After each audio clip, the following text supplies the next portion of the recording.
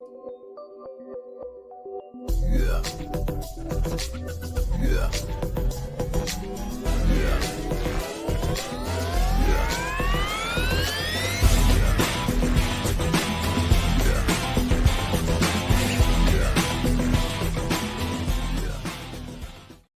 Welcome, everybody, to another fantastic episode of SuperShares powered by Q. My name is Joe Marquez, Director of Academic Innovation for Q, and we are back with another great idea from another fantastic educator. I want to ask you this quick question. Have you been looking for like all these different apps, right? All these different apps that do all these different things, but forget that you have an app that you've probably been using for a very long time that you can still use to engage and create in your classroom, right? You might be wondering what that app is. Well, that's going to be our pause for the minute before I bring on our first guest. But before I do, let me go ahead and remind you that Q is in the midst of spring Q season. Now, you might be saying to yourself, wait a minute, Joe, it's winter, it's not spring. That's right, especially for my friends on the East Coast where you're getting barraged by all that snow. But spring Q season is the season where spring Q registrations are open. That's right. If you go to springq.org, you can sign up today, and it's going to be a phenomenal event in Palm Springs, California from March 16th to 18. So while you may be in a region of the United States that is cold, just have those great springtime vibes, knowing that you're going to have nice 75 degrees temperatures in Palm Springs if you sign up today. All right, enough pandering about Spring Q. Let's go ahead and bring our guest on for the day. We have Joel coming at us from New York. Joel, welcome to the show. Thank you for being here, my friend. Thank you for inviting me, and I'm tempted to consider Palm Springs myself because I'm in New York. That's what I'm saying. Like when I call this spring Q season, everybody's like, but it's cold, it's where we just had 8 feet of snow or something like that. I'm like, yes, but have that spring Q mentality because registration is upon us. And we'd love to have you, Joel. I mean, you probably would love to travel to Palm Springs. Have you ever been to California? Have you ever been to Palm Springs? No, I haven't. My wife was there many years ago, and we always talk about going out there again. Well, now is the time. And you know what? That'd be a great place to present the session that you're going to be presenting for us today. So, but before we get to that, Joel, tell us a little bit about yourself. Tell us a little bit about your history and education. What did you teach? Where did you teach? What connection do you have with working with educators? Well, I started teaching way back in 1969. I was a middle school social studies teacher in New York City for 28 years. And after that, I became a staff developer for Ed Tech. And I spent 6 years doing that for the Office of Instructional Technology. And during that time, I had the privilege of presenting to teachers, administrators, librarians, and since then, I have been doing some presentations online in various places around the country, actually. And I'm very happy to have been invited to California. Well, I love your history because you've seen it all. Then, right? Oh, yeah. You've seen the entrance of like a computer on campus, right? Like an Apple IIe or what? Oh, wait a minute.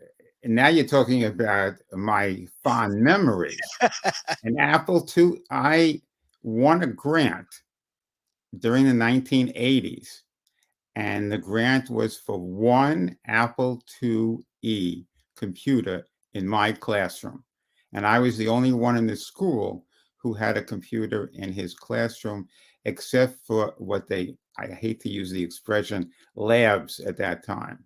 And at home, my favorite computer of all time was my first Apple IIc, which was considered to be a portable computer that came in 2 parts. I don't know how many people have ever seen that. But if I could, I would have still been using it. The only reason I stopped was that it couldn't be used with a laser printer. And I said, well, I guess I have to move on to other computers. But I haven't moved on much. And what you were talking about before, about apps because as you know, I'm going to be talking about a favorite app, and I use that to teach my first workshop as a staff developer in 1997. And I think it's still quite useful today for doing many things. Yeah, and I'm glad you mentioned that because like you said, you've seen changes, you've seen the bringing in of the single computer in the school to the computer labs being created to the computer carts being carted into classrooms when they want to be utilized, or the mobile labs as some people had called them, to now one-to-one. Right, kids having their own device in every class, being able to do this and do that, and it can be overwhelming for educators trying to keep up with all the new apps coming out and all the new tools that can be utilized in the classroom. And you're going to show us a tool that teachers are probably pretty comfortable with, but being utilized in a creative form or a different form than they may be utilized. And I think one of the reasons why I like what you're about to show us is that it's a great gateway tech, right? It's a great way to get teachers to think differently, to use the technology that they're already used to using in a different way. And maybe down the line, they'll say, oh, what else can I do? Right. And so this is a great start, a great gateway into the use of technology in the classroom, right? Well, I wholeheartedly agree. And what I think separates me in many ways from many of the ed tech leaders of today is that as I said, I spent 28 years as a social studies teacher, and technology was not supposed to be part of my doing. I was supposed to do a lesson plan, write things on a chalkboard, if anybody's ever seen that nowadays. And that's why I have this it's an old fashioned idea. And since I'm old, I have this old fashioned idea that you have to use the technology to do what you would have done without the technology. It's not that you want to become a technology teacher who happens to have a social studies name. You want to be a social studies teacher who's going to integrate whatever is appropriate to use at that time. And that's why I really like to use basic technology that is available to everybody. I'll just give you one little tidbit about me. The first technology workshop that I did was for a faculty conference in 1969. And it was about how to use an overhead projector because I was using one. This was my first year teaching. So the next day, I went around the school to see how many teachers were using overhead projectors. I was very happy to think that I was going to be the trendsetter. And I walked around all 4 floors, and nobody in the school was using an overhead projector. And then I asked the audiovisual person, how come? He said, well, you're using the only one that we have in the school. So I was teaching people how to use something that it was impossible for them to use. And ever since that day, I said to myself, this is not what you're supposed to do. You've got to get down to the level of what is practical, what is available, and how can you use it. And if you can be creative about it, that's even one step better. But you have to use what you have. I used to be very active in writing grants. And one teacher in the school once said, Joel, can you help me write a grant to have 30 computers in my science classroom? And I said to her, how many times have you used the school lab? She said, oh, never. So I said, what are you going to do with the computers? She said, I don't know yet, but when I get the grant, I'll worry about it. Not the way to go. So I happen to like my way of going. Well, Joel, that story is very analogous to the way tech coaches, are or should be approaching things as well, because we have a lot of teachers that go to our conference in spring Q and fall Q. And a lot of times there's a lot of grandiose ideas, which are fantastic. We have a lot of great presenters with some really phenomenal workflows, but sometimes it seems unachievable to the audience, to the teacher. And they go, and they used to even tell me that when I would present, like, this may come easy to you, but it doesn't come easy to me, right? And what you're saying is, to get the teacher to want to use the technology, you have to do it in an attainable way so that they have a little bit of success, they see the benefit in it, and then they'll build upon that and do more and more. And I think that is a fantastic viewpoint. And sometimes, as in my position or in a position of being a trainer, we kind of have to remember that when we are presenting, right? When I used to do workshops, when it involved technology, it was always something, this is what you can do tomorrow. Not that you're going to get something that's going to take 6 months to get a grant for or anything else. This is something I'm going to show you, that something, I'm just going to show you how to do it, but you can do it tomorrow. And that's was my philosophy, you might say, all along. And in this particular instance, what I'm going to be talking about today, I think is very doable, and it definitely is something that can be done immediately. And if you have more than one computer, then more than one person can do it. If you only have one computer, you can have one person do it at a time. And of course, it could be in stations, right? Like, so you're saying it can be expanded or contracted depending upon what's available to you, correct? There is no limit at all, because I remember when I was a teacher, you can't say, we're going to do something and then have one student do something in the back, and then you're going to have somebody else come in 10 minutes later. That's not the way to do it. It's got to be something that either the kids can do in a group or individually, but everybody has to be able to do it and get something that is beneficial, not just to use computers. I hate the concept that we used to use of computer labs. We're going to go to the lab today. And you may teach them how to do something today. You may teach them how to use HTML today. But what about tomorrow? Or what about at home? If it's not going to be done, we all know that everybody forgets things very quickly. If you don't actually use it, and if you don't see any practical value in it, it's of no value. No, I agree, Joel. I always say that there should be no excitement for computer day, right? Like, oh, it's computer day. That means you're not using it enough, right? I hate You that. shouldn't get excited about using a tool.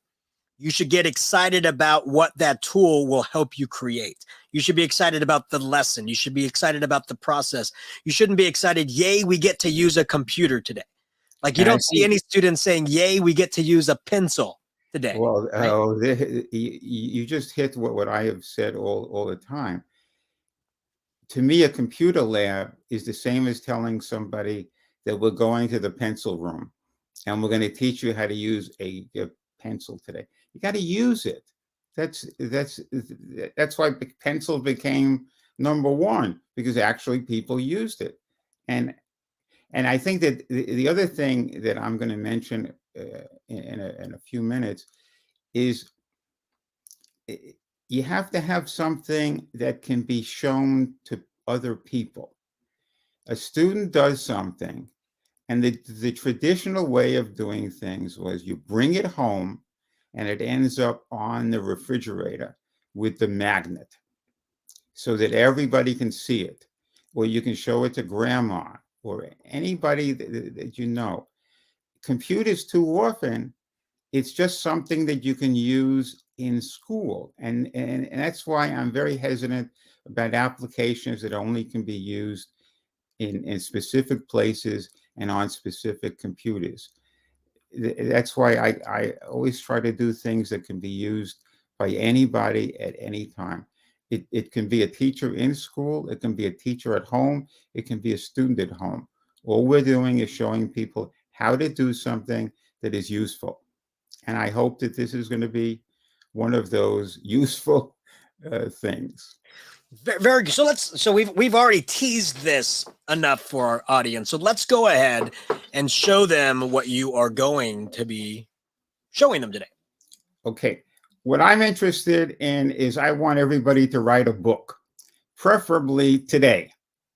So for those of you who are reaching for the computer to shut this off and saying he's nuts, just give me a couple of minutes. Maybe I'm not that nuts, because I believe that it actually can be done.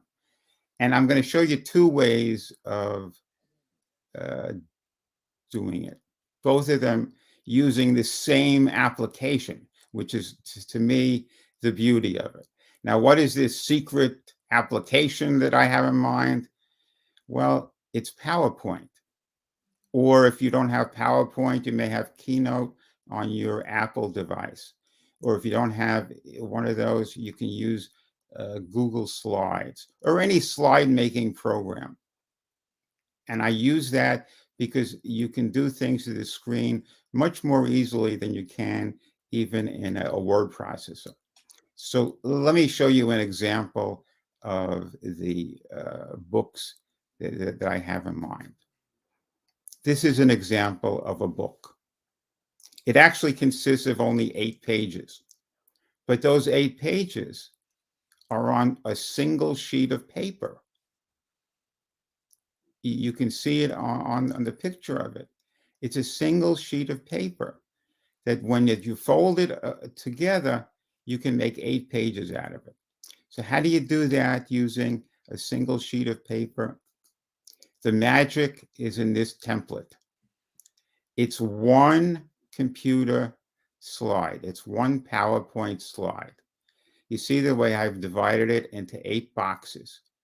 Some on the bottom are facing what you would consider to be the right way, and on top, they're upside down.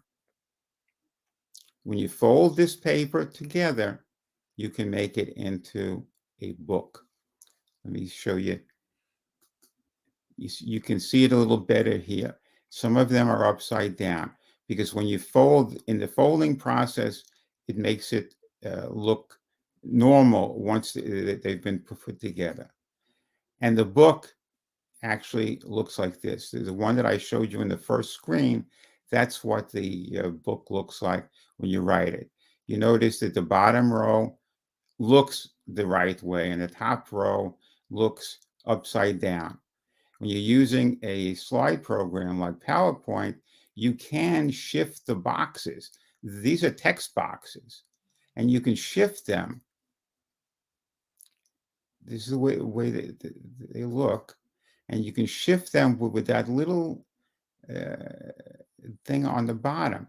If you touch that with the mouse, you can shift it around. So you can write it so that it looks the right way, and you can shift it around when you have to, when you're putting it together. That's the whole thing in making one of those little books.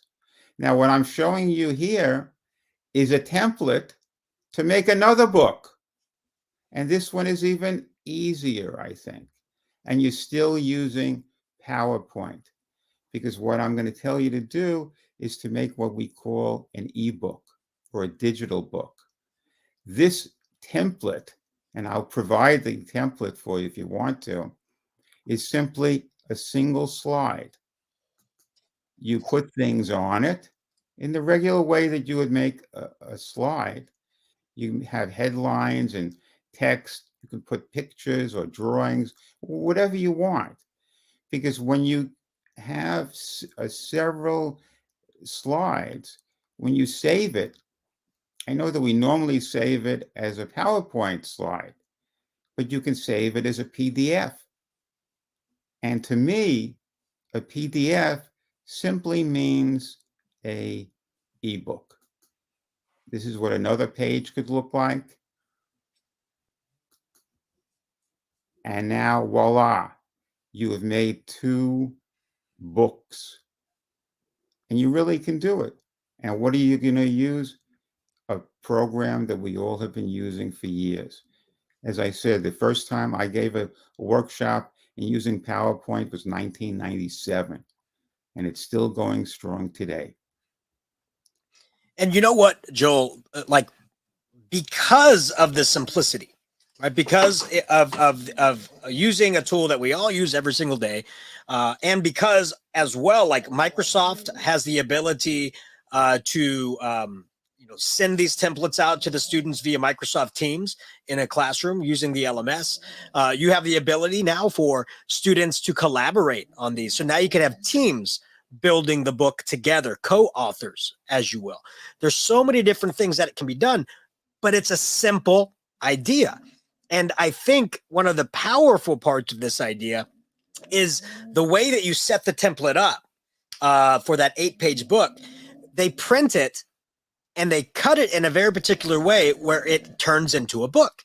And they can take that home and give it as a present to their parents or to their grandparents, right? I mean, imagine if a teacher is watching this week, and they're like, hey, this would be a great idea for Friday. I'm going to have my students write a book, of thanks, and maybe give them as a present for the winter break to their family. And they have them work on this for the day. And all the teacher has to do is then print them out, have the kids put the book together, and boom, now they have something to take home. Again, a simple idea, but if a teacher never thought of doing it this way, it's a new idea, right? So that's the important part. And just one thing I would say further is it doesn't even have to be a computer thing. You can write it on the paper as long as you stay within those boxes so that when it's folded together, and incidentally, there's instructions on how it's folded in the example that I'm going to give you.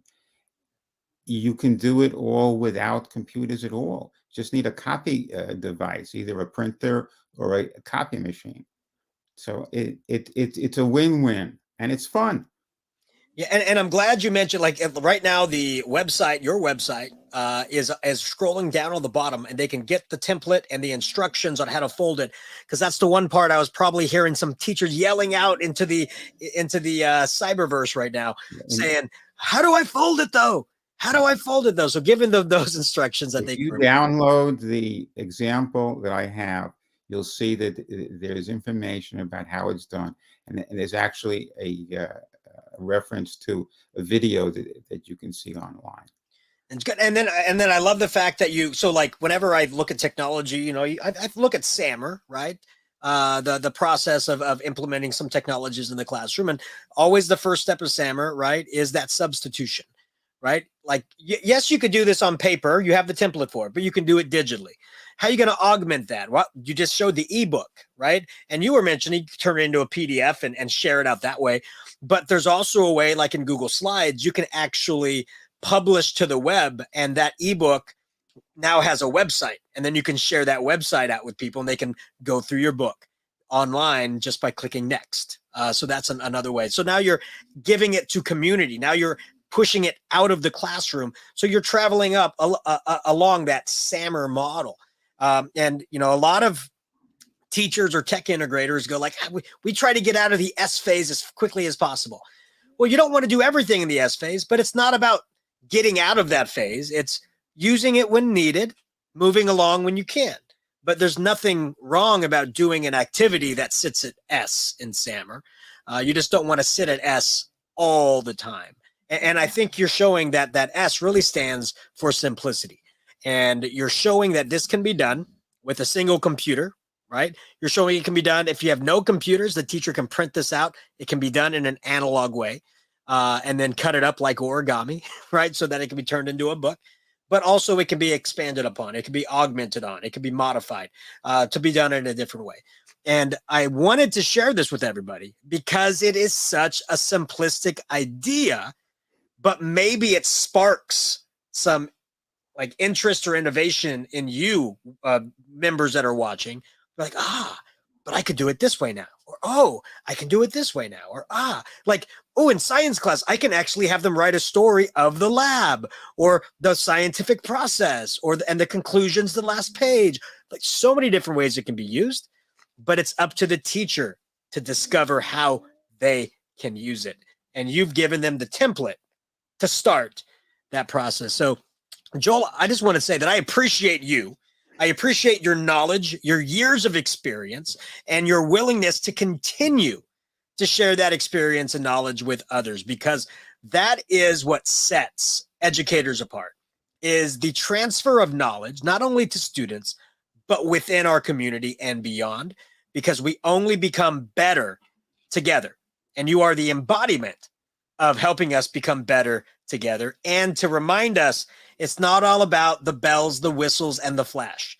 It's about how can we use this in a simple, effective, and useful way today with something you already know how to use. So, Joel, I want to say thank you for being here. Thank you for presenting to our Q members, and thank you for everything that you've done for education.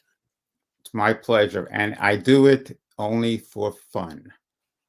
That's why what I like to hear. I do it. Because as I've said when I was a teacher, I don't want to be bored in the classroom. I want to do things that are fun. And I've always found that when I had a good time, they had a good time. And incidentally, they learned. Well, that's the thing, right? If you're not having fun as a teacher, imagine what the kids are feeling like, number one. But number two, the school should be fun. It should be engaging. It should be interesting. It should be motivating. All these things. It's not about just transferring information from a textbook into the minds of students. It's about how can we make this information stick and be utilized for good, not just for answering test questions. And I think you're showcasing that greatly. So again, Joel, thank you so much. And you, again, let everybody remember, how long have you been doing this? What was the first year that you started teaching? 1969. 1969.